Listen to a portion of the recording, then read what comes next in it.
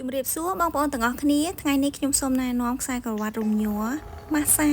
សម្រាប់បងប្អូនដែលមិនចង់ប្រើថ្នាំសម្រក់នាំឲ្យខូចសុខភាពសម្រក់បែបសុខភាពជួយសម្រួលចលនាឈាមរត់បានស្រួលអាចម៉ាស្សាបានមួយទួលខ្លួនដូចជាក្បាលពោះស្មាខ្នងភ្លៅនិងត្រគាកជាដើមស័ក្តិសមបំផុតសម្រាប់អ្នកមានពេលវេលាសម្រាប់ហាត់ប្រាណនិងហាត់កីឡាផ្សេងៗសំខាន់ជាងនេះទៅទៀតសម្រាប់លោកឪពុកអ្នកម្ដាយដែលគាត់មានវ័យជរាពិបាកខ្លាំងក្នុងការធ្វើលំហាត់ប្រាណខ្ញុំសូមណែនាំ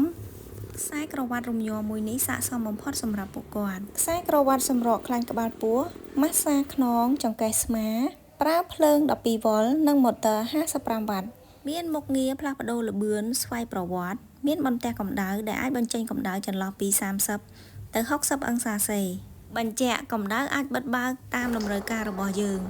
ខ្សែក្រវ៉ាត់នេះមានប្រវែង130សង់ទីម៉ែត្រអាចប្រើបានរហូតដល់130គីឡូក្រាមបើបងប្អូនមានតម្រូវការអាចទំនាក់ទំនងតាមលេខទូរស័ព្ទនៅលើអេក្រង់ឬក៏អាចឆាតមកចូល page របស់នាងខ្ញុំដើម្បីធ្វើការកម្មង់ឥឡូវនេះសូមអរគុណច្រើនជម្រាបលាបាយបាយ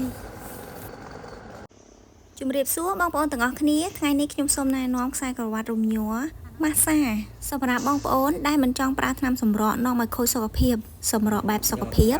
ជួយសម្រួលចលនាឈាមរត់បានស្រួលអាចម៉ាស្សាបានមួយទួលខ្លួនដូចជាក្បាលពោះស្មាខ្នងភ្លៅនិងត្រគាកជាដើមស័ក្តិសមបំផុតសម្រាប់អ្នកមានពេលវេលាសម្រាប់ហាត់ប្រាណនិងហាត់កីឡាផ្សេងៗសំខាន់ជាងនេះទៅទៀតសម្រាប់លោកឪពុកអ្នកម្ដាយ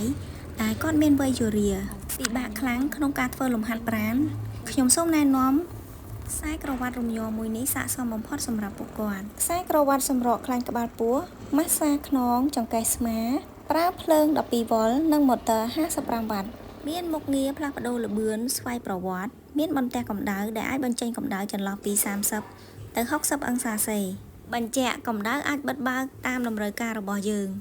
ខ្សែក្រវ៉ាត់នេះមានប្រវែង130សង់ទីម៉ែត្រអាចប្រើបានរហូតដល់130គីឡូក្រាមបើបងប្អូនមានតម្រូវការអាចទំនាក់ទំនងតាមលេខទូរស័ព្ទនៅលើអេក្រង់ឬក៏អាចឆាតមកចូល page របស់យើងខ្ញុំដើម្បីធ្វើការកម្មង់ឥឡូវនេះសូមអរគុណច្រើនជម្រាបលាបាយបាយ